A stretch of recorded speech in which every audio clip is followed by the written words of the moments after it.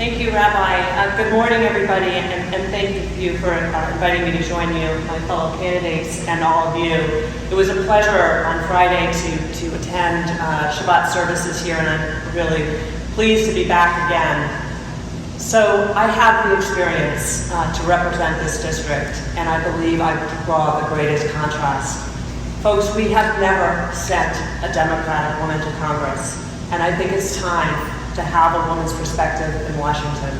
This is not just about the Dobbs decision. This is not just about Roe v. Wade being overturned, a right that we have had for 50 years, but it's a woman's perspective.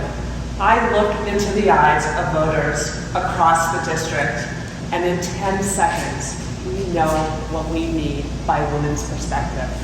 I'm a mom, I have older parents who are no longer living, I've balanced work, family, all of those things, elder care, child care. We need to have this perspective in Washington, and it's time to send money. I also have a heck of a lot of experience. I have a lot of experience working in Washington. I've served in 2 administrations. I worked in the Obama administration, helping to run the Peace Corps. I was the first woman to head up the private sector office of Homeland Security.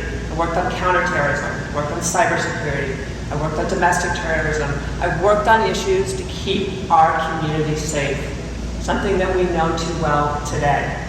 Most recently, I was in the Biden administration heading up travel and tourism for the nation. This is about $7 billion coming into our economy. Public service runs deep through my family. My grandfather was Secretary of Treasury. He started the War Refugee Board, which saved hundreds of thousands of Jews. My mother was an immigrant to this country. She was gutsy. She ran for the seat herself in 1988. As your Congresswoman, I pledge to you, I will take my experience, I will take my perspective, and together, all of us, we will fight for our families, for our children, for our communities. Yes, we can.